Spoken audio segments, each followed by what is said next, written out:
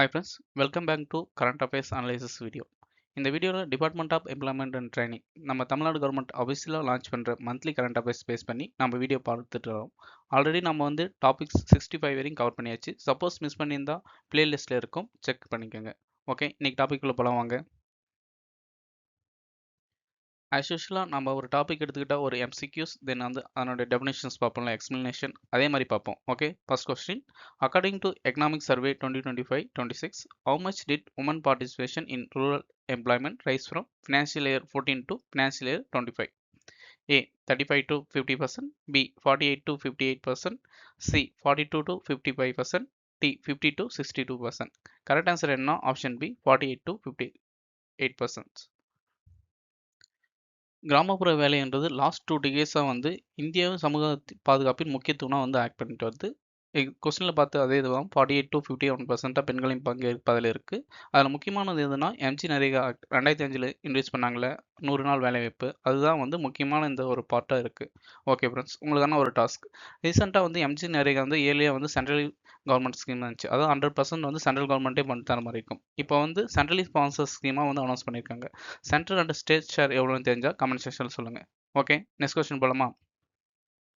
Second question, what is the Global Innovation Index rank in 2025 as per Economic Survey 25-26? A 28th, B 38th, C 48th, D 58th. Correct answer என்ன? 38. ரீசெண்டாக வந்து global innovation index ரேங்க்ல India வந்து 66லேருந்து 38th rank வந்து improve ஆகிருக்கு. இதுக்கு முக்கியமான காரணம் என்னன்னா, கீழ் மற்றும் நடுத்தர வருமான நாடுகளில், அதாவது முதலாவது இடத்திலும் மத்திய மற்றும் தென்னாசியாவில் வந்து லீடிங் கண்ட்ரியாகவும் இந்த ஆக்ட் பண்ணுது. இதுக்கு முக்கியமான காரணம் என்னன்னா, PLI scheme, production linked incentive scheme இருக்குல்ல, அதுதான். அதில் வந்து 14 துறைகள் 1.97 லட்சம் கோடி வந்து அலோகேட் பண்ணியிருக்காங்க. அது மட்டும் இல்லாமல் இதில் வந்து 8.2 லட்சம் கோடி வந்து ஏற்றுமதி மூலமாகவும் நம்ம கெயின் பண்ணியிருக்கோம். டிபிஐஐடி தொடக்க நிறுவனங்களுக்கு 500லேருந்து இப்போ வந்து 2 லட்சம் வரைக்கும் இம்ப்ரூவ் ஆகிருக்கு. இதுக்கெல்லாம் கவர்மெண்ட் இன்க்ரீஸ் பண்ண ஸ்கீம்ஸ் தான் முக்கியமான காரணமே. நெக்ஸ்ட் கொஸ்டின், பொருளாதார ஆய்வு 2025-26 படி ஃபினான்ஷியல் இயர் 14 முதல் ஃபினான்ஷியல் இயர் 26 வரை இந்தியாவின் அதிவேக சாலைகள் வழித்தடங்கள் எவ்வளவு வளர்ந்துள்ளன? A 350 to 2800 kilometre, B 550 to 5364 kilometre, C 450 to 4600 kilometre, D 620 to 6000 kilometre. Correct answer என்ன? Option B. இம்பார்ட்டன்ட் இன்ஃபர்மேஷன் பார்க்கலாமா? வேர்ல்ட் பேங்க் வந்து ரிலீஸ் பண்ண ப்ரைவேட் இன்ஃப்ராஸ்ட்ரக்சர் இன்வெஸ்ட்மெண்ட் அந்த ரிப்போர்ட்டில் வந்து இந்தியா வந்து டாப் 5 கண்ட்ரியாக இருந்திருக்கு. கிட்டத்தட்ட இந்தியாவில் மட்டுமே 90% மேலே சவுத் ஏசியாவில் வந்து ப்ரைவேட் இன்ஃப்ராஸ்ட்ரக்சர் இன்வெஸ்ட்மெண்ட் வந்து நம்ம இந்தியா தான் ரிசீவ் பண்ணியிருக்கு. ஓகேங்களா? கவர்மெண்ட் கேபிட்டல் எக்ஸ்பெண்டிச்சர் எவ்வளோன்னா கிட்டத்தட்ட 4.2 மடங்கு இன்க்ரீஸ் ஆகிருக்கு. அதாவது 2 லட்சத்துலேருந்து 11.22 லட்சம் கோடியாக வந்து இன்க்ரீஸ் ஆகிருக்கு. அதுலேயும் வந்து ஹை ஸ்பீட் காரிடார்ஸ், அந்த ரோட் கனெக்டிவிட்டி வந்ததுன்னா 550 டு 5364 கிலோமீட்டராக இன்க்ரீஸ் ஆகிருக்கு. Next question, under PDMC per drop more crop ஒரு துளியில் அதிக பயிர் திட்டத்தின் கீழ் சிறு குறு விவசாயிகளுக்கு சொட்டு நீர் பாசனத்திற்கு என்ன சதவீதம் மானியம் வழங்கப்படுகிறது? A 45, B 50, C 55, D 60. Correct answer என்ன? Option C 55. பொருளாதார ஆய்வு விவசாய உற்பத்தியின் மேம்பாடு என்னென்ன சொல்லியிருந்தா பார்க்கலாமா? எஸ்எம்எஸ்பி 2024-25 வந்து 6.8 லட்சம் விதை கிராமங்கள் மூலம் 2.8 கோடி விவசாயிகளுக்கு பயன்பெற்றுள்ளனர். அதே மாதிரி சிறு குறு விவசாயிகளுக்கு சொட்டு நீர் பாசனத்திற்கு 55% மானியமும் வழங்கப்படும். மொத்த பாசன வசதி வந்து இதனால் வந்து எதுமாயிடுச்சுன்னா 41 to 55% வந்து இன்க்ரீஸ் ஆயிருக்கு. இதில் வந்து 25.55 கோடி மண் ஆரோக்கிய அட்டைகள் வழங்கப்பட்டுள்ளன. அதாவது வந்து சாயில் ஹெல்த் கார்டு இருக்கும்ல, அது வந்து இருக்கும். அதில் வந்து என்னென்னா major nutrition, nitrogen, phosphorus, potash, அது மாதிரி வந்து எவ்வளோ ஒரு ஃபீல்டுக்கு வந்து இப்போ ஃபீல்டு எவ்வளோ இருக்குது, நம்ம வந்து ரெக்கமெண்டேஷனில் வந்து எவ்வளோ இன்க்ரீஸ் பண்ணலாம், அது மாதிரி சொல்லியிருப்பாங்க. நெக்ஸ்ட் கொஸ்டின், இந்தியாவின் நாடு முழுவதும் பருப்பு புரட்சி எங்கிருந்து தொடங்கியது? A Varanasi Uttar Pradesh, B Hamla Madhya Pradesh, C Patna Bihar, D Nagpur Maharashtra. Correct answer என்ன? Option B Hamla Madhya Pradesh. இந்திய நாடு முழுவதும் பருப்பு புரட்சி தொடக்கம். இதுக்கு வந்து முக்கியமான காரணம் என்னன்னா, நம்ம நாடு வந்து என்னன்னா அதிகமாக வந்து ரெயின்ஃபாலை வந்து டிபெண்ட் பண்ணிக்கும். அதாவது ரெயின்ஃபெட் அக்ரிகல்ச்சர் டிபெண்ட் பண்ணியிருக்கும். ஒரு சில இடத்துல மட்டும்தான் அந்த ரைஸ் அது மாதிரி இருக்கும். ஓகேங்களா? ஸோ வந்து அதை வந்து டிபெண்ட் பண்ணுறத வந்து ரெடியூஸ் பண்ணுறதுக்காக தான் வந்து பருப்பில் வந்து ஃபோக்கஸ் பண்ணியிருக்காங்க. ஓகே, இது வந்து பருப்பில் வந்து ஆல்மோஸ்ட் நம்ம இறக்குமதியும் வந்து டிபெண்ட் பண்ணுற மாதிரி ஆயிடுச்சு. ஏன்னா இந்தியா தான் லார்ஜஸ்ட் பாப்புலேஷன், உங்களுக்கு தெரியல. இதெல்லாம் வந்து சால்வ் பண்ணுறதுக்காக தான் இந்த பருப்பு புரட்சியை வந்து ஸ்டார்ட் பண்ணியிருக்காங்க. பருப்பில் வந்து புரதம் நம்மளுக்கு அதிகமாகவே இருக்குன்னு தெரியும். ஸோ நியூட்ரிஷனான ஒன்று, இதை வந்து ப்ரொமோட் பண்ணுறதுக்காகவும் இன்க்ரீஸ் பண்ணியிருக்காங்க. நெக்ஸ்ட் கொஸ்டின், சமீபத்திய கொள்கை மதிப்பாய்வில் ஆர்பிஐ மானிட்டரி பாலிசி கமிட்டி இந்தியாவில் பினான்சியல் இயர் 26இல் ஜிடிபி வளர்ச்சி மதிப்பீட்டை எந்த அளவிற்கு திருத்தியது? A 7, B 7.2, C 7.4, D 7.6. Correct answer என்ன? Option C 7.4. RBI monetary policy committee எதுவுமே மாற்றம் இல்லை. ஓகேங்களா, மோஸ்ட்டாக வந்து ஜிடிபி வளர்ச்சி வந்து 7.3லேருந்து 7.4 மேல் நோக்கி திருத்திருக்கு. ஆனால் இப்போ வந்து பார்த்தீங்கன்னா ரீசெண்டாக நம்ம இந்த நியூஸ் பேப்பர் அனாலிசிஸ் பார்த்தோம். வெஸ்ட் ஏஷியாவில் போகிறதுனால வந்து 6% கிட்ட தான் வந்து ஜிடிபி வந்து க்ரோ ஆகும். அது மாதிரி வந்து வேர்ல்ட் பேங்க் வந்து ரிப்போர்ட் சொல்லியிருந்தாங்க. ஓகேங்களா, ஸோ வந்து இது வந்து சும்மா ப்ரெடிக்ஷன் தான். ஸோ வந்து எது மாதிரினாலும் மாறும். ஓகே, நெக்ஸ்ட் கொஸ்டின் போலாமா? நெக்ஸ்ட் கொஸ்டின், சிறிய மதிப்பு மோசடி பரிவர்த்தனை இழப்புகளுக்கு ஆர்பிஐ எந்த நிதியிலிருந்து இழப்பீடு வழங்கும்? A priority sector lending fund, B national credit guarantee fund, C deposit education and awareness fund, D financial reserves fund. Correct answer என்ன? Option C deposit education and awareness fund.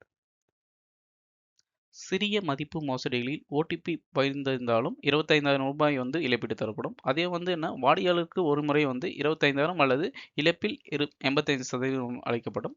இதில் வந்து ஆர்பிஐ வந்து 70% தரும். மீதி வந்து எந்த பேங்கிங் வந்து அவங்க வந்து அக்கௌண்ட் வச்சிருப்பாங்களோ அவங்க தருவாங்க. ஓகேங்களா, இழப்பீடு வந்து கல்வி மற்றும் விழிப்புணர்வு நிதியிலிருந்து வழங்கப்படும். நெக்ஸ்ட் கொஸ்டின், பிப்ரவரி 1, 2026 அன்று யூனியன் பட்ஜெட் 2026-27 சமர்க்கையில் நிர்மலா சீதாராமன் என்ன சாதனை படைத்தார்? ஏ first woman to present budget, B president 9th consecutive budget for first person to do so, C longest budget speech ever, D first dialogue budget presentation. Correct answer என்ன? Option B. Nirmala Sitharaman தொடர்ந்து 9வது time வந்து budget வந்து சமாளிச்சிருக்காங்க. இதுதான் வந்து ஒரு finance minister வந்து budget வந்து தொடர்ந்து 9 இயர்ஸில் பண்ணுறது இவங்க தான். ஓகேங்களா, பட்ஜெட் வந்து 3 முக்கியமான மையங்கள் கொண்டு இருந்தது. அது என்னென்னா, வளர்ச்சி துரிதப்படுத்துதல், அப்ளிகேஷன் நிறைவேற்றுதல், உள்ளடக்கிய அணுகல். கர்த்தவ்ய பவனில் தயாரிக்கப்பட்ட முதல் பட்ஜெட் யுவ சக்தி பட்ஜெட்டாகவும் விவரிக்கப்பட்டது. அதாவது வந்து யூத்தை வந்து ஃபோக்கஸ் பண்ணுற மாதிரி இருந்துச்சு. இது வந்து என்னென்னா, கட்டமைப்பு சீர்திருத்தங்கள், ஏஐ ஏற்பு மற்றும் 12 ஆண்டு நிதி ஒருங்கிணைப்பு சாதனையை வலியுறுத்தி இது மாதிரி வந்து ஃபோக்கஸ் பண்ணியிருந்தாங்க இந்த பட்ஜெட்டில் அனௌன்ஸ் பண்ணது. நெக்ஸ்ட் கொஸ்டின், யூனியன் பட்ஜெட் 2026-27 கடல் உணவு பதப்படுத்தல் உள்ளீட்டிற்கான கட்டண இலவச இறக்குமதி வரம்பு எஃப்ஓஇ மதிப்பிலிருந்து 1% எத்தனை சதவீதமாக உயர்த்தப்பட்டது? A 2, B 3, C 5, D 7. Correct answer என்ன? Option B 3. உள்நாட்டில் தயாரிக்கப்படும் பொருட்களுக்கான நீண்டகால சுங்க வரி விலக்குகள் நீக்கப்படும். கடல் உணவு பதப்படுத்துதல் அதாவது வந்து 1%-இருந்து 3% உயர்த்தப்பட்டுள்ளது. ஷூ மேம்பாடுகளுக்கு கட்டண இலவச உள்ளீடுகள், தோல் ஜவுளி ஏற்றுமதி காலவரை 1 ஆண்டாக நீட்டிக்கப்பட்டுள்ளது. லித்தியம் அயான் செல் மூலதனப் பொருட்கள், சோடியம் ஆன்டிமோனசைட், சூரிய ஆற்றல் கண்ணாடி, அணுசக்தி திட்டங்களுக்கும் எக்ஸப்ஷன் தந்திருக்காங்க. நெக்ஸ்ட் கொஸ்டின், யூனியன் பட்ஜெட் 2026-27 எந்த கருத்தத்தின் கீழ் 10,000 கோடி எஸ்எம்இ வளர்ச்சி நிதி அறிவிக்கப்பட்டது? Second, third, first, fourth. Correct answer என்னன்னா option A first.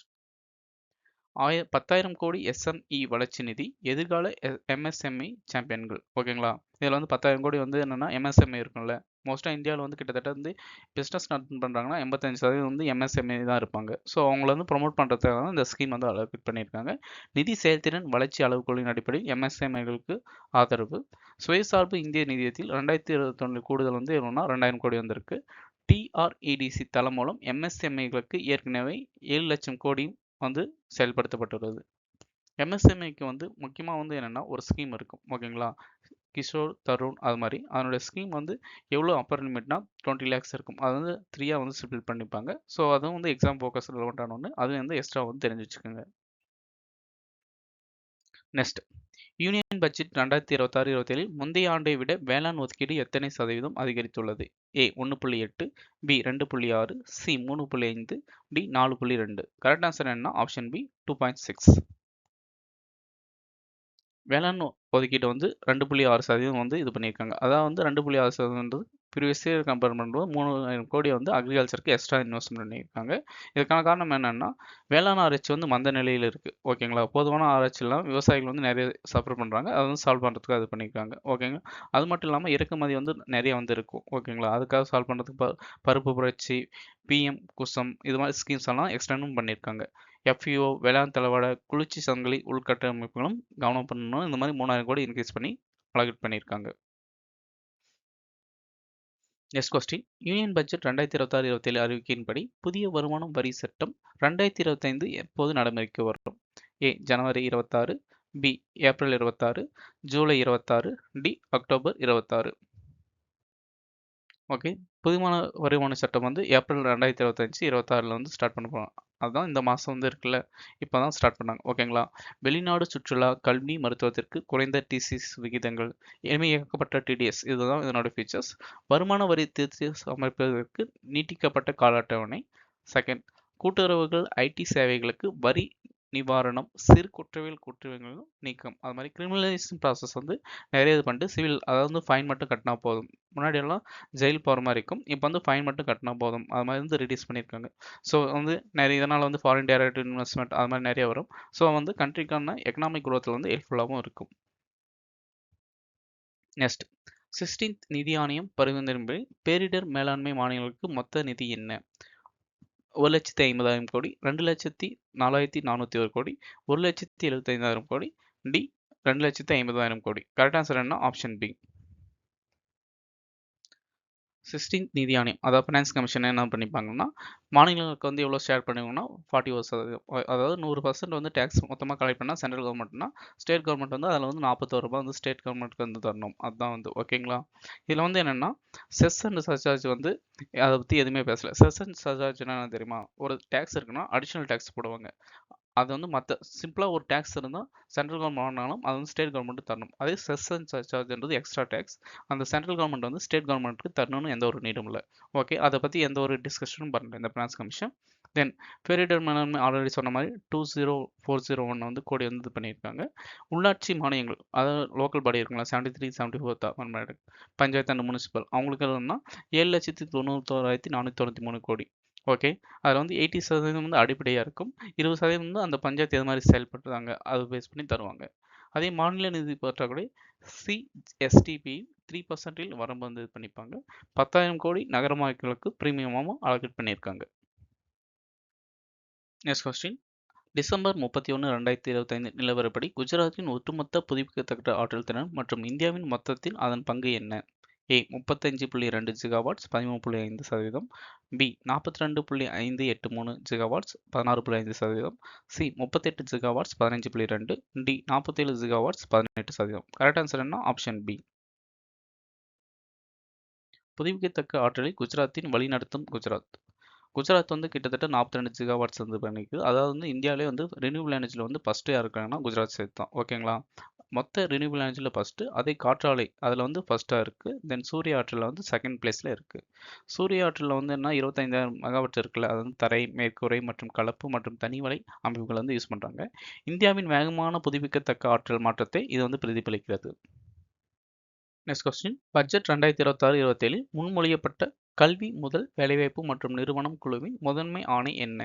A. Increase higher education enrolment 50%, B. Access AI and technology important jobs and recommended corrective policy, C. Standardise school curriculum across India, D. Provide scholarship to rural students. Correct answer என்ன? Option B.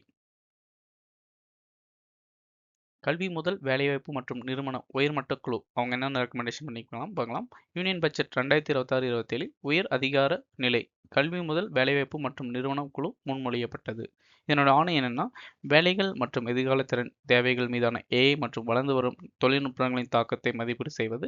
B. கல்வி வேலைவாய்ப்பு மற்றும் இடைவெளியை குறைக்க திருத்த கொள்கை நடவடிக்கைகளை பரிந்துரைக்கிறது. அடுத்து வந்து என்னன்னா, கல்வியை வேலை பொருத்தமானதாகவும் எதிர்காலத்திற்கு தயாராக செய்யும் நேஷனல் எஜுகேஷன் பாலிசி 2020 தொலைநோக்குடன் இணைகிறது. Next question. பட்ஜெட் 2026-27 மின்னணு கூறு உற்பத்தி ஒதுக்கீடு எவ்வளவாக உயர்த்தப்பட்டுள்ளது? Electronics component manufacturing outlay. A. 20,000 crore, B. 30,000 கோடி, சி. 40,000 கோடி, டி. 50,000 கோடி. கரெக்ட் ஆன்சர் என்ன? Option C. 40,000 கோடி.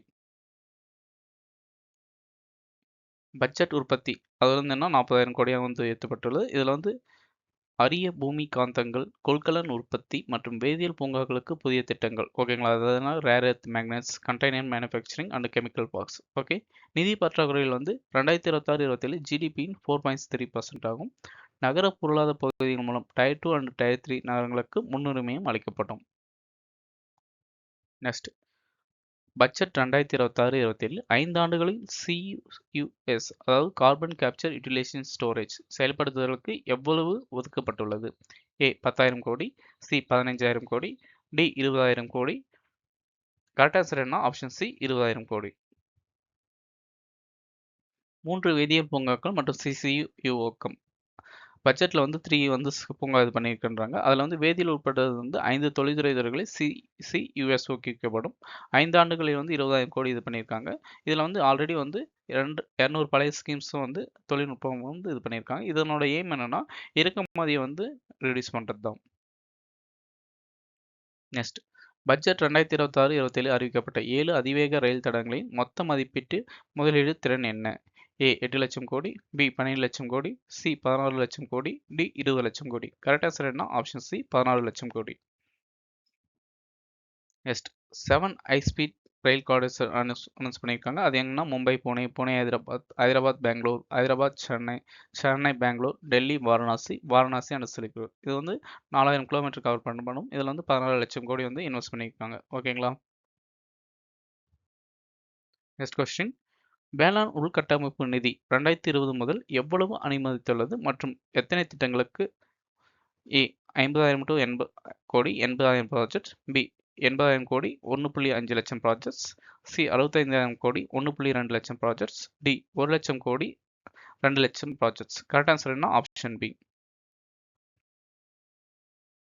ஃபர்ஸ்ட் அக்ரிகல்ச்சர் இன்ஃப்ராஸ்ட்ரக்சர் ஃபண்ட் அது என்னன்னு தெரிஞ்சுக்கோங்க. அது வந்து சென்ட்ரல் செக்டர் ஸ்கீம். ஓகேங்களா? இது வந்து post harvest and community format investment. அது வந்து என்னன்னா சென்ட்ரல் செக்டர் ஸ்கீம்னா தெரியும். 100% வந்து சென்ட்ரல் கவர்மெண்ட்டே ஃபண்ட் பண்ணுறது தான். இது வந்து என்னன்னா அக்ரிகல்ச்சர் வந்து ஃபினான்ஸ் பண்ணுறதுக்கு, அதாவது வந்து ஒரு ஹார்வெஸ்ட் பண்ணிட்டா அதை வந்து ப்ராசஸிங் பண்ணி அது மாதிரி பண்ணுவாங்களே அதை வந்து டெவலப் பண்ணுறதுக்காக கொண்டு வந்தது ஸ்கீம். இது வந்து 2020 முதல் 1.5 லட்சம் திட்டங்களுக்கு 80,000 கோடி அனுமதி பண்ணிருக்காங்க. ஓகேங்களா? இதில் வந்து 1.2 லட்சம் கோடியும் வந்து திருத்தப்பட்டுள்ளது. இதில் முக்கியமான எது ஃபோக்கஸ் பண்ணுவாங்கன்னா வேளாண் தளவாடம், தென் சேமிப்பு, பதப்படுத்தல், மதிப்பு கூட்டுதல், தென் இழப்பு அண்ட் குறைப்பு இதிலெல்லாம் ஃபோக்கஸ் பண்ணுவாங்க. 3% வட்டி மானியத்துடன் கடன் அளிக்கப்படும்.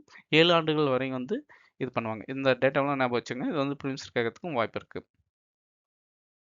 நெக்ஸ்ட் சமையல் எண்ணெய் மதிப்பு சங்கிலியை ஒழுங்குபடுத்த VOPP ஆணை 2025 எந்த சட்டத்தின் கீழ் பிறப்பிக்கப்பட்டது? A. Food Safety and Standards Act, B. Consumer Protection Act 2019, C. Essential Commodity Act 1955, D. Prevention of Food Adulteration Act 1954. Correct answer என்ன? Option C Essential Commodities Act 1955. VOPP ஆணை வந்து என்னன்னா 1955ஆம் ஆண்டு கீழ் பிறப்பிக்கப்பட்டது. சமையல் எண்ணெய் உற்பத்தியாளர்கள், பதப்படுத்துபவர்கள், மறுபேக்கர்களை போர்ட்டலில் வந்து கட்டாயமாக பதிவு செஞ்சிருக்கணும். உற்பத்தி, இருப்பு, இறக்குமதி, விற்பனை மற்றும் நுகர்வு பற்றிய மாதாந்திர கணக்கு வந்து சப்மிட் பண்ணணும். தென் இருப்பு மறைப்பு, விலையேற்ற இறக்கத்தை கட்டுப்படுத்துவதன் நோக்கம். இந்தியாவில் வந்து கிட்டத்தட்ட வந்து 60% வந்து சமையல் எண்ணெயை வந்து இறக்குமதி வந்து செய்கிறது.